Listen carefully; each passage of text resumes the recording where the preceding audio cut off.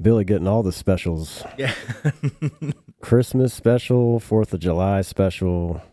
Shit always goes down on holidays, man. Yeah, man. And this one just kind of popped up, right? Yeah. Honestly, I was just at my house, and just the story itself just kind of got brought up somehow. Maybe I was watching something, and I was like, "Oh, that'd be a good one to put on the podcast." Yeah, we hit Justin up about it real quick. Yeah, oh man, it was cool to have a surprise text from you. And when you were a little eager, I was like, "Did you just remember this?" And you're like, "Yep." And I was like, fresh in the brain. Yeah, I was like, "Oh yeah," because I think I saw something about the 4th of July, or maybe watching a movie that had that scene in it, and then that started popping up in my head, and I started replaying the whole incident, and I was like, "Oh, why am I even doing this? Why don't you just text Justin? Yeah, to tell it." Yeah, that's awesome. Absolutely, man. And you get to meet Maya. Yeah, absolutely. Nice to meet you. Nice to meet you too. And she got a little glimpse of your story, so that's cool. It's nice to go back and forth between knowing a story and not knowing, like that surprise factor. It's nice. But for me, I got to know it a little bit. Otherwise, it's just a waste of time. Yeah, you're never going to be able to be surprised. I mean, I've been a little surprised, I think. Yeah. A little bit. But not, I got to know a good part of it. You have to know what I mean? the best part, at least. Yeah. Because it's... the real meat and potatoes of it. Yeah. Because I've had my time wasted before, and that was not fun. I will not mention any names, but they will not be aired as well. So it's always a dice roll. Because people sometimes they will tell me a story and then they're on here and it's not the same. Because they tell me as if it's their story and then they're on here and they're like, yeah, so my friend, and I'm like, well, wait a minute. That's not what we were. Which could still be a good story, but I guess it wasn't. Yeah. It wasn't at all. I'm judging it. It was really bad. Yeah. And there were parts that were left out from the initial story. And I'm like, well, that was the juiciest part. It's like, oh, well, I don't know, man. Wasn't really there. What? The hell? So what have you been up to, man? I know we've had this is your 3rd time on here now. Yeah. Dude, just, switching jobs. I work at a different bar on 6th Street now. I won't mention its name, I guess. Whatever. But it rhymes with grind dig, but yeah, that's where I'm at right now. And those words are the words that you picked. Yeah. That is incredible. Yeah, it's all right. Just, it's another Dirty Six bar. Yeah. I just got back from EDC a couple weeks ago. That was a lot of fun. Did you survive as a customer or as a bartender? Wait, at EDC? Like, were you a raver or a bartender? Raver, yeah. Oh, okay, yeah, cool. that was a pleasure trip, not a business one, for sure. Yeah, man, just been kind of like living life a little bit more, trying to not have the bar tie me down to my like personal life as much. Yeah. Yeah, I'm also trying to like branch out, spread my wings a little bit, get out of the service industry. Don't know exactly what that is yet, but I'm trying to figure out within about a calendar year from now. So hopefully, honestly, next time we talk, I'm out of the industry. But well, I hope to talk to you before. Yeah, well, you know what I mean. You know what I mean on the as far as like an episode or something. Like yeah, because the last time it had been a while was when you walked out on the job I gave you. Yeah. Which is funny because the story today involves me walking out on shift. Yeah. On the 4th of July. Of how many times you've walked out of a job? Let's see. Shots and Crafts, Elephant Room, Concrete Cowboy, Fort Worth. You're just gonna name drop on these bars? Yeah. Stir. Filter. Stir in Addison. I was the wasn't even a full night. It was the like soft open night. I just didn't even give it a chance. You're like, I don't like the beverage napkins. Getting the fuck out of here. No. I had trained there for like 3 or 4 weeks, and I'd already kind of gotten into it with with management a little bit during training, because the way they were training was like, so like these situations don't actually happen. So what are we doing this for? And I said that verbatim, and they were like already kind of like I was getting the shit in of everything, and so yeah, I walked out. I literally said I was going to the bathroom, and I literally just walked out on everybody. Let's see, where else? When you walked out of the place that we worked at together, what did you say to them? Because I wasn't there for it. Do you remember what you said? Yeah, I said I got to get something for my car. Oh my God. So it wasn't even like a rage walkout. You like kind of Let him down gently. No, there wasn't. I don't think anything gentle about it, I guess. Yeah, I said I got to get something from my car. I'm pretty sure something out of my backpack. One of those two things. Yeah. You just tell these stories and then you just leave? Yeah, I mean, I haven't done that the last time was you, honestly. Well, no, the last time was actually Vincent's on the Lake. This bar that I don't think even exists anymore. I think like they've been called that several times through different ownership things, but they keep like not being able to keep staff and keep customers. So Vincent's on the Lake thing I walked out on. The manager tried to tell me that wearing a cutoff shirt, which was one of their staff shirts, but it was like a beach bar. So I was like, yeah, cutoff is probably like fine here. The girls were wearing cutoffs. So I wore a cutoff, and then apparently that was a problem because of like something he made up on the spot. He said that's illegal for someone to wear. And then I think my response was, have you ever been to Hooters? And then he goes, you need to go change that. And I go, bet. And so I just went home. That's a good reason. That's a So good one. that guy was being obviously very ridiculous. With like, yeah. I would love to know the list of things that you tell people before you walk out. So Concrete Cowboy, I literally walked in to get my money from the night before. I walked in 5 minutes late for my shift, out of uniform, went up to the AGM, asked for my money for the night before. He goes, here you go. And I go, cool, thanks. And then I just went to walk out. And then I just walked out. And then everyone who knew me texted me like immediately after. They go, hey, did you just walk out? And I go, yeah. and apparently the AGM was like, wait a minute, he's not going to go change and go for a shift. He's already late. And they're like, no, I'm pretty sure he's just walking out right now. I'm pretty sure that's just exactly what Billy's doing right now. Yeah. Is tequila more of your walkout drink or bourbon? Which one makes you walk out more? Honestly, Well, he's doing tequila right now. Don't walk out on this shit. Yeah, no. No, right? yeah, please Honestly, say. every single time I've walked out, I've been sober. It's sober thoughts. That's good. What about hungover? No. Okay. Okay. No, I've always been sober. I always know like I'm not a good fit here. There's just whatever it is. Typically, it has to do with like efficiency within the like. Yeah. I'm a very like today I was a little bit late, and I don't know if you understand the stress I was going through being late. Like I hate being late. I like being on time. I like everything to be efficient, neat, orderly. And so when that's not going on, I just like my house has to be neat. Everything's got to be, I'm not like OCD or anything Right. like that, but everything's got to have its place. Yeah. And whenever the bar is kind of disorganized, like I can't do it. When the bar is disorganized in any way possible, whether it's like actually like, the dry storage area and just how the bar layout is disorganized, or even if it's like managerial disorganization where there's no like, you have a bunch of managers and they're all telling you two different things all the time. I can't do it. Yeah. Which is actually a huge common theme within the service industry. Absolutely. As a kid, I thought, oh, adults know what they're doing because they're adults. And then you become an adult and you're like, barely any of us know what we're fucking doing. I think if you continue to walk out of places, you should have like a catchphrase. Sort of like you remember like American Psycho? He was like, I have to go return some videotapes. Oh my God, that would be so good. That would be a good one to say, just that, because that's so outdated. Yeah. And they would instantly be like, wait, what the fuck? My dad used to text me and be like, where you at? You returning videotapes? Because I used to say that to him. But yeah, I think that'd be a good one. Oh, I'm going to start using that Yeah. next time. Yeah. I don't know. Yeah. Yeah, that was a good one. Yeah. Which might happen. Yeah. That's what- No. Come Seriously, on, save man. it. Come on, Kidding, man. I'm kidding. Gotta leave on some good notes. You don't want to burn all your bridges. No. Yeah. Yeah. Well, I'll burn that bridge when I cross it. And well, And he's gonna return some videos, God. and that's it. Your it luck is- eventually runs out with that, by the way. yeah. You've been pretty fortunate, Very. but luck does run out. Yeah.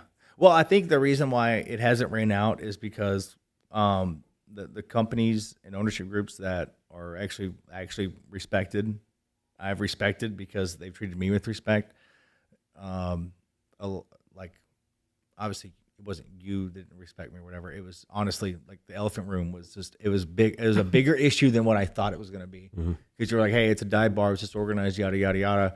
And I'm kind of like used to a little bit more like what they consider disorganized in like Dallas or stuff like that, which is like barely disorganized, but I thought it was the worst thing ever. Yeah. And then I come down to like Austin dive bars, stuff like that. I'm like, oh shit. Yeah. I didn't have any frame of reference. And then I was in over my head and I was like, you know, like we had one well, we have 3 bartenders, narrow ass fucking bar. And I was just getting so aggravated on shift. I just could not. Yep. Yeah. Yep. No, I went through it. I know. Yeah.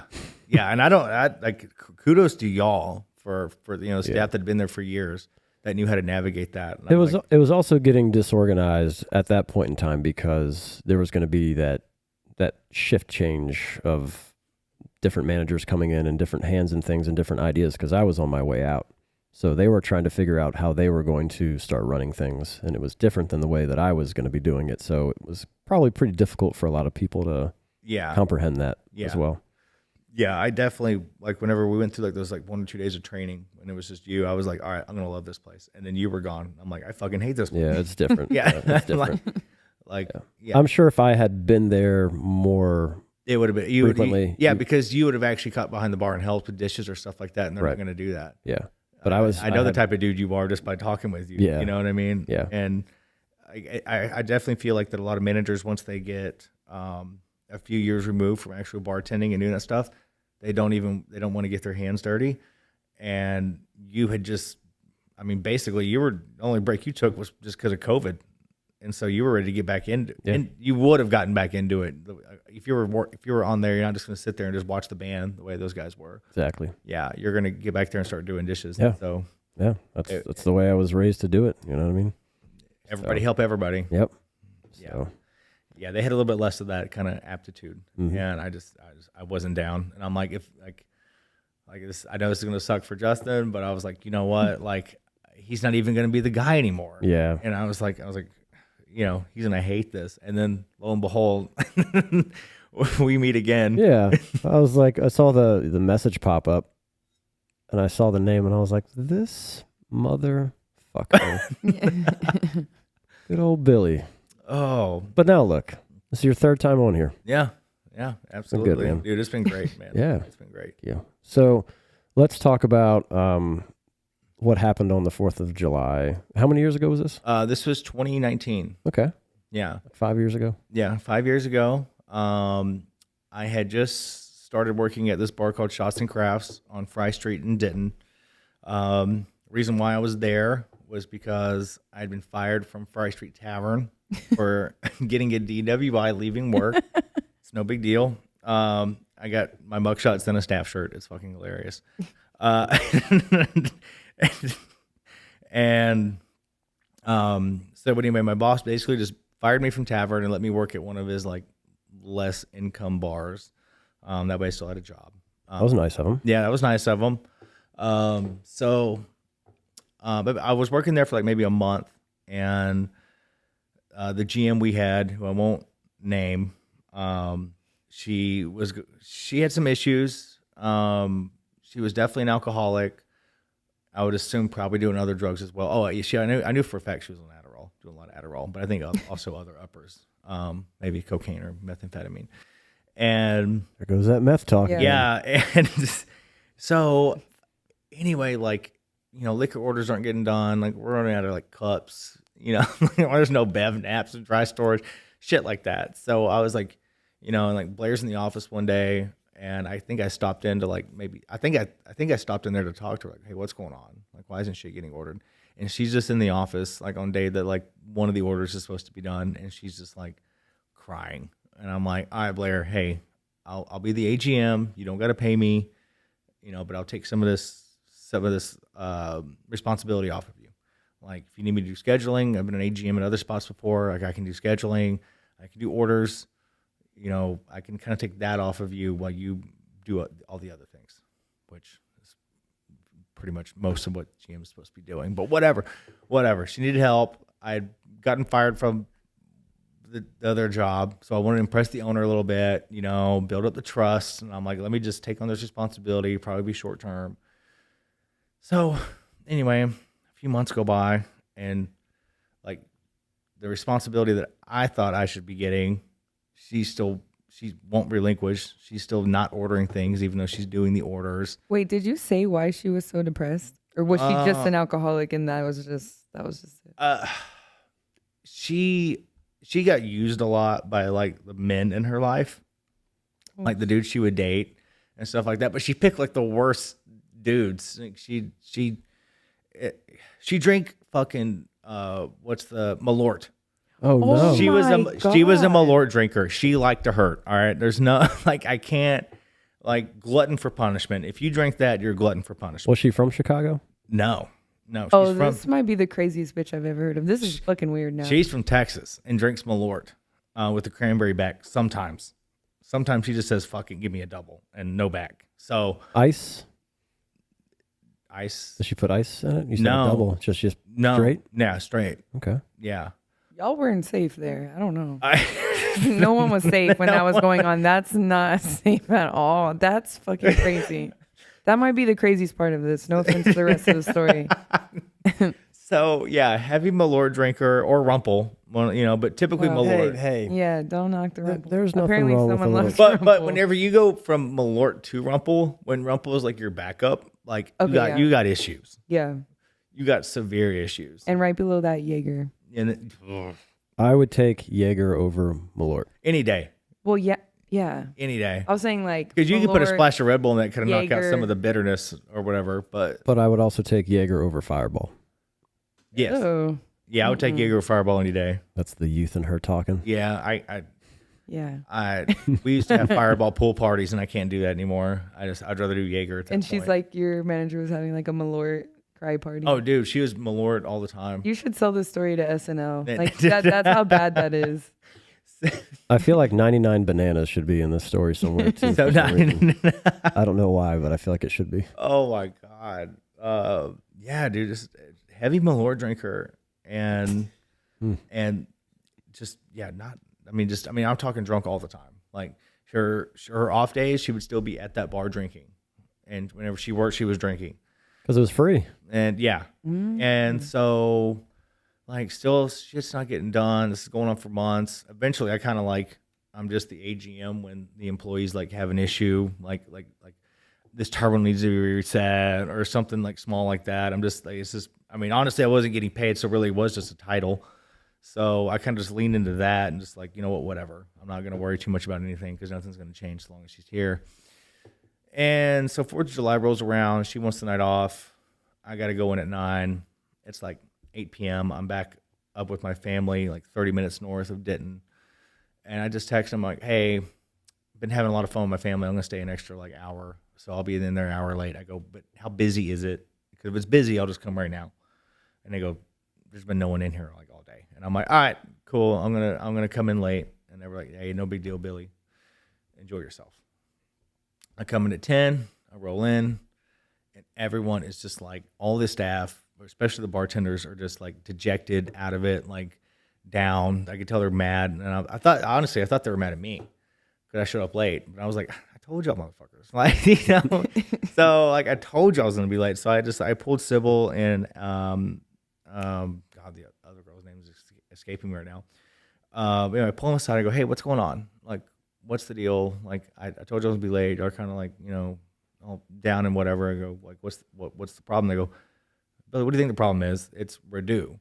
Radu is our happy hour bartender who had gotten in good with the GM, and they were just drinking buddies.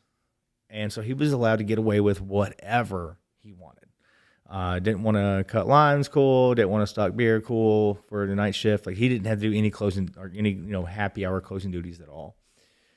And so that'd been going on for months. And I'd taken notice, but I also knew like probably nothing I can really do about it because he's such good friends with the GM. But I had a few shots. I was hanging out with my family at 4th of July. I came in a little hot, you know, like, you know, a little warm. Not hot, but a little warm. And I just sent him a text. I go, hey, dude, you didn't do your closing duties. You didn't cut this. You didn't stock that. I go, you got to stop doing this. because now the rest of the staff is feeling like basically you're just allowed to get away with everything, and they got to do everything. They got to stock your shit when they come in, and then got to stock for the morning, happy hour shift the next day. It's not fair to anyone. And he was like, yeah, man, I guess my fault. I've been kind of slipping, kind of drinking, yada, yada, yada. And he was like, dude, I'll come back right now. I go, dude, don't worry about it. We got you tonight. We've been doing it long enough anyway. We can do one more night. But from now on, you're not going to do this. You're going to do your closing duties. I think I handled the situation perfectly. I was professional, but I put my foot down at the same time. I was like, maybe the GM won't get mad that I did it, because I did it so professionally. I did it by the book.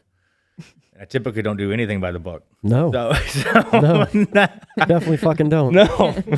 And I was like, it's a big step for me. I was just really, I was like, this is big. And fucking A, man. It's 1:45 and the GM comes in. She's with some friend and she's hammered.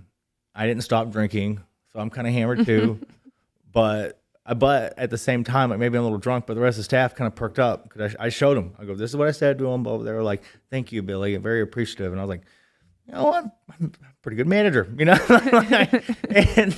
and so anyway, the manager comes in, or GM comes in, and she's with her friend, and she's real nice and cordial at first, like, hey, how was your 4th of July? How'd the night go? What were the sales? Blah, blah, blah. How you doing today? We do a shot together. I'm thinking, all right, she had her... Wait, shots of what? She did Malort, her friend did Rumple, and I did either Beam or Espolon.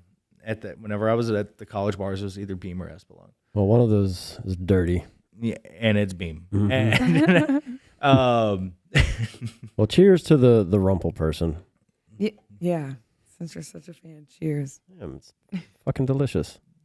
The one thing I was going to say, though, is that the happy hour bartender had to be a little dangerous, too, because why were you drinking buddies with the person that only drinks Malort? That should not be your drinking buddy. No, because she's the GM, so she can comp whatever she wants. Oh, so they just took advantage of that? Yes. Were they dating? Was he one of the terrible guys? No, they weren't dating at all. Honestly, man, he was a young kid and knew he could smooze this GM. To give him free alcohol. There's a price you pay for that down the road at some point. Yes. Yes. Although somehow, even though I was in the right here, I wound up paying it first. But because... On your best day as manager. On my best day as manager, honestly. When you're manager of the day. The day I really actually did something for the company and put my foot down and was actually a manager, I get in trouble because she starts tearing it. After doing the shot, after all that... being real cordial, real nice. She was like, so, where dude told me you're too good to cut limes. And I go, what? And I go, no, I got onto him for him not doing his closing duties, which he hasn't been doing for months. I go, maybe if you weren't drunk all the time, you would actually notice, or if maybe y'all weren't friends, you would notice, or maybe you just been ignoring it. And I just, tear in immediately. And she's like, no, you're too good to cut limes. And I was kind of drunk, so I just lean in. I just go, you know what, fuck it, I'm not going to convince her, so let me just lean into this as hard as possible. I go, yeah, you know what, bitch, I am too good to cut limes. And she's like, I fucking knew it. And then I go, you're dumb. I go, you don't know what's going on here. You can't know what's going on here whenever you're as drunk as you are all the time. And then she starts mouthing me about, oh, I get drunk here, you get drunk all the time. I go, you're the GM. And I go, you force feed me shots half the time. Because you always need a drinking buddy because you're so sad. And then she's brutal. You're brutal. No, seriously. And she was like, you know what? Fuck you, Billy. And then I was actually, during all this, I'm putting up the nipples on the bottle because we had the small little ones. And they were in a little mason jar, and I just fucking launched it. And I launch it, and I go, no, fuck you. And then immediately they're all on the ground, and I'm like, was that your version of a drink in the face? Yeah, kind of. But at the same time, I realized that she wasn't going to pick those up herself. She was gonna make the other bartenders do it. And I'm like, great. Now I gotta sit here and but still hold my ground and talk shit as I'm putting up bottle nipples. This isn't the greatest look. But I stayed the course, and she, and so we're both going back and forth. as I'm putting up bottle nipples. She's like, yeah, you will pick all those up. And I go, yeah, I know I'm picking them up because you fucking won't. And and she's like, yeah, you think you're just too good to do anything, don't you? And I'm just like, it's just like, all right, whatever. I guess I'm too good for shit. So I get them all picked up. Finally, I put them up, and I go, Blair, I quit. You're good. I go, Blair, I quit.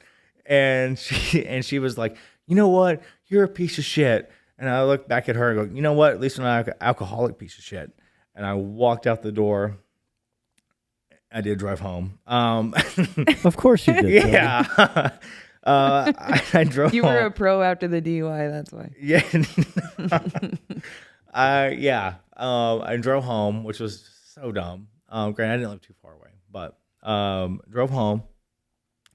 And I didn't text the owner that night because I figured he was going to hear it all from Blair that night because he's very hands-on.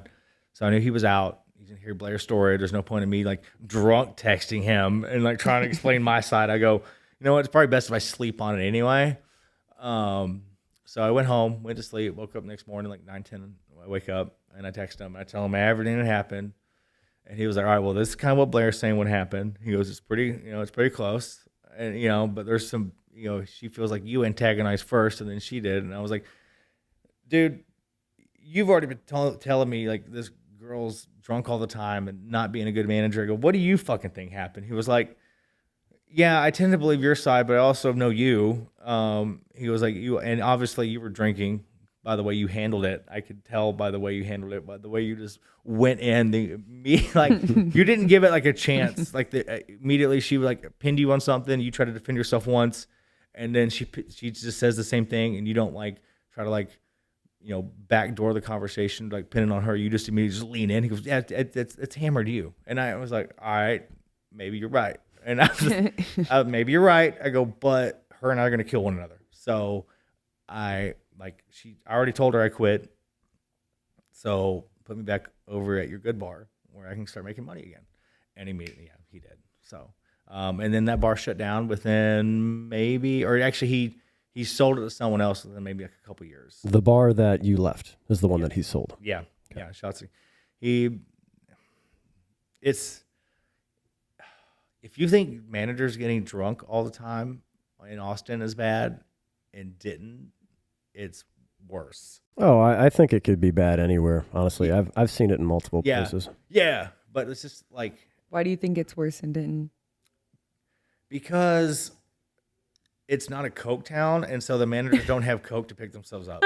I don't know. Like, I mean, I guess they do, but honestly, this manager did apparently, according to you. Yeah. Honestly, I think it really just has to do with the fact there's like nothing else to do there besides drink, unless you're a college student. So whenever you kind of get like into the service industry, like pretty hard there in Denton, all you do is hang out with service industry people and get hammered. Because that's all I ever did. And that's all anyone else ever does out there. And, it's basically Lubbock in North Texas. Oh. That's it. Yeah. See? Yeah. My bad. It's strictly a college town. It tries to have like that element of like being an art town. Like a lot of people like to say, it's like, oh, it's like a mini Austin. No, it's not. No. I actually haven't ever heard that. Really? You know anything about Denton or? No. No. Okay. I don't think I really do either. Yeah. It's a little college town. Besides what you tell me. Yeah. It's like 120,000 people. But half that population's actually like students, I would say. Yeah. So has like that, old school like college vibe. But yeah, there's really nothing else to do there besides drink. How long did you work for that owner after that incident? I worked for that owner. It was about another year. So he didn't let me go back to tavern like full time. I was just a pickup bartender then. And so I went to pick up there, and then I hit my buddies back up at Concrete Cowboy in Clutch and all that in Dallas. I was like, that you walked out of? Mm-hmm, yeah. I hit them back up, and I was like, hey, I'd like to be a pickup bartender again at y'all's establishments, Clutch, Concrete, Dallas, Concrete, Fort Worth, Concrete, Frisco. and they were like, all right, yeah, you can pick up anywhere you want. Like, you're a good bartender, even though you do quit on us pretty abruptly a lot. And I was like, all right, cool. Honestly, that like the fact that everyone lets you back should be on your resume too, because that's a real. That's testament. actually what I told Aaron that. and Colette at a library when I became manager. I go, hey, just to let y'all know, I know I've told you all these stories that I quit this way, that way, whatever. I go, I've been rehired at almost every job I've ever had, and they were like, well, I guess in a fucked up way, it's pretty good to know. And they were like, we can see why, because like you are good enough to rehire, but at the same time, it's like, it's like getting a 1-year lease on a really fucked up car, and you're like, maybe I can last it out for the year. And I'm telling you, Billy, eventually your luck will run out, and I'm not trying to curse you, but no, you're right, and that's why I haven't done it in so long. Because You're like saving up. yeah, no, it does not work that way. It's only been 3 years or something. Yeah, which honestly is like if I were to tell all my friends back in DFW that's been 3 years or so since I've like walked down like a legit opportunity or like a place I worked at for a while or whatever, they'd be like, wow, dude, like you're like you're moving up in the world a little. Because that's what I was known for, like just walk out, like get mad on shift, just done. Yeah. Well, happy 3 years. Congrats on that. Yeah. Actually, yeah, I think the anniversary is coming up pretty soon. Yeah, it actually is, because it was it's like June or July, right? Mm-hmm. Yeah, because I'd gotten fired from that logistics firm. Granted, that was purposely done because I wanted to get my severance. If you quit, you don't get your severance. If you get fired, you get your severance. Okay. Which is dumb how that works. It's so dumb how that works. So yeah, I would just loop phone calls to a fake number that I had on my phone, for my work phone, and to just sit there and put myself in hold and just wait. And because I hated that job so bad. Logistics brokering sucks. If some people can like really make money in it, but it's imagine the stress of like a bartender, but you have absolutely zero control of the situation the way you do. Mm-hmm. Like if someone doesn't come get the load that they're supposed to come pick up, somehow it's your fault, even though you're like 500 miles away. I don't know. Like well, they have to vent to somebody. They got to blame it on somebody. Yeah, but it's people like within the company that do. Yeah. That you got to like deal with every day, and it's like, and then they try to be your buddy the next day. It's like, dude, you literally just called me a dumbass like in Slack yesterday, and you expect me to like be buddy with you again today? Like, no, I'm hoping something you do fucks my shit up. That way I can just call you a dumbass back. That sounds terrible. That it was honestly like a very like Wolf of Wall Street type of environment. Like it was like a bunch of like frat dudes doing a lot of like it's like that type of energy. And like I'm not a frat guy at all. I was never in a frat. I didn't have to buy my friends. Did y'all have Quaaludes? Yeah. Or a bunch of cocaine, like Matthew McConaughey. Some people were doing like a lot of blow. And actually, before I started working at this logistics firm, that's, I won't name its name, but they like literally dudes were like right before I started working there, they changed all these rules. Like they had people like hitting DMT pins like in the office, and like it was like okay, DMT would not help you do your job. I could see coke, maybe. No, but it was just that kind of party environment where like so long as your numbers were good, no one gave a fuck what you were doing.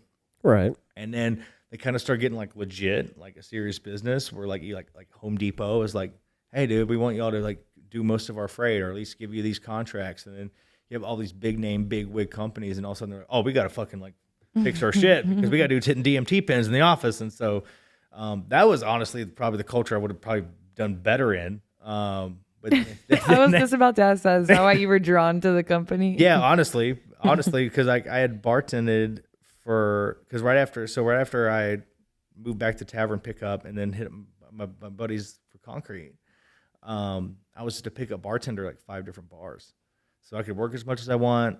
I mean, if you told me to pick up on Friday, but this other bar wants me on Friday, and I know I make more money over there, I'll just tell you straight up, like, I can't cover that shift anymore. It's too bad. And then, which is shitty, but I had it made. And Yeah. I was working as much as I want. I was making like 2 to 3K a week sometimes, and then like I would just like not work for 2 weeks because I made so much money for 3 to 3, and had it fucking made.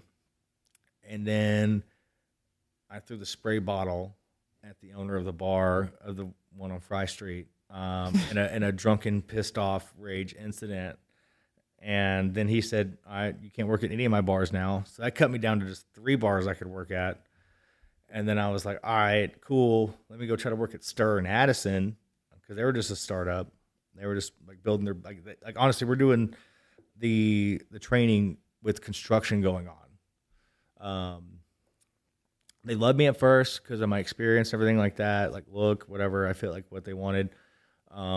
Attitude though, they're like during training, they're like telling us like we're doing like a training thing where I'm building a cocktail, and then like the manager's like, all right, so what's in this burger? As you're trying to build this, like, yeah, the look on your face. And I was like, why are you asking me this while I'm building a cocktail? They go, customers do that. And I was like, if a customer asks me what's on that burger or whatever while I'm building a cocktail, I'm going to tell them, look at the fucking menu. And that did not sit well with anyone there. So I wouldn't imagine so. No. You just got to play the part, Billy. Yeah, I have trouble playing the part. So honestly, it was a soft open. I walk out in the soft open, just leave, just walk out, and I said I'm going to the bathroom, and then I just walk out. And I walked out, but that was like the week before the pandemic really started and everything was shut down. So, which I kind of saw it coming anyway. So I was like, I don't think this is going to like matter that I do this. And then the pandemic shut down, so couldn't do any money. I couldn't make any money, so I got the unemployment benefits from the whatever that bill they passed. And then that's actually what brought me to Austin, was me just looking for a job. And so I got the job at the logistics firm, and then I worked there for 11 months, and then wound up in your lap at the elephant room. Yeah. And we all Full know circle, dude. how that story goes. Yeah.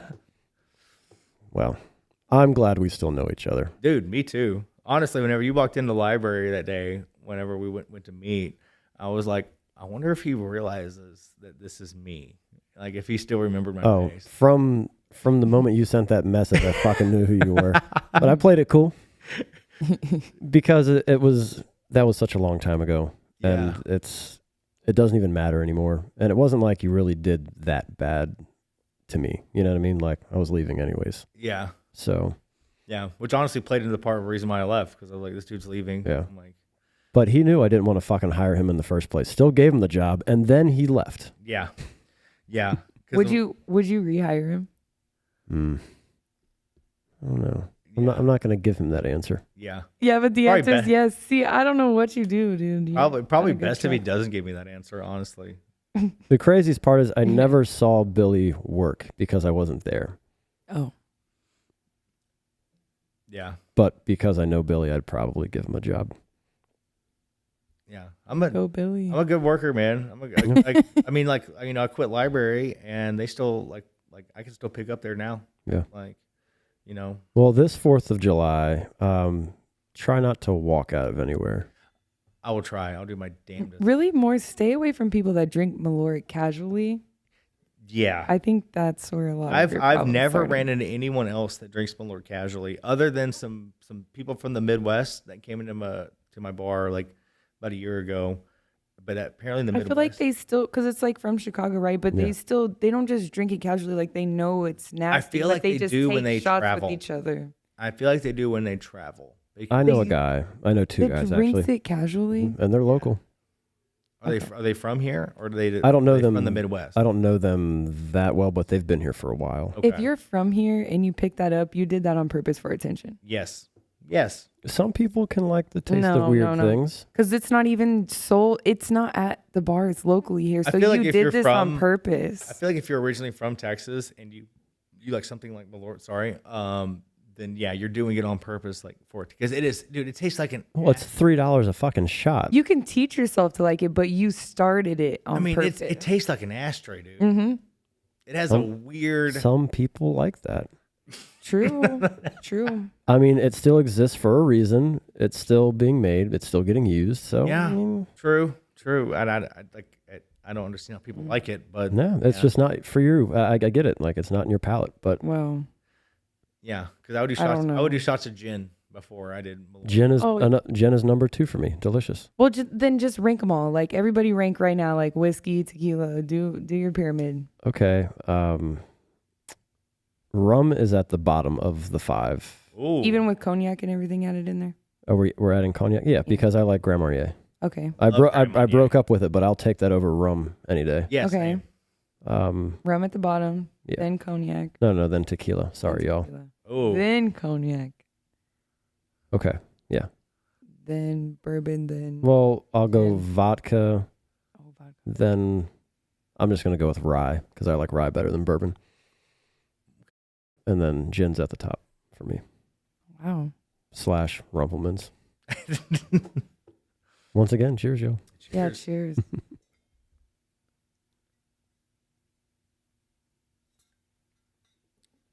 Well, Billy, I think we'll stop there. Yeah, man. Thank you so much for being back on. Dude, and thank you for having me every single time, man. yeah, anytime you have a story, just hit me up, man. All right, bet. It's always good to spend time with you. You too, man. And Maya, thanks for joining again. Thank you. Billy, don't walk out All right. this year. Stay strong. Stay strong. Stay But if you strong. do walk out, you have to say you have to return videotape. Yes. Like that's And those depend on each other. if you can, she's got a point. And if you can, stir up a story Yeah. so we can at least share it on here. Yeah. That I tell every time. Yeah. That's what I tell them. And yeah. Yeah. Oh, don't Or get it me makes wrong. you the guy that had to go return videotape. Don't worry. If there's a story, I'll definitely let you know what happens. All right. But yeah. Well, happy 4th to y'all Happy 4th, guys. Yeah. and everyone listening. I'm going to check on you to make sure you don't walk out. All right. Cheers, y'all. Cheers. Cheers.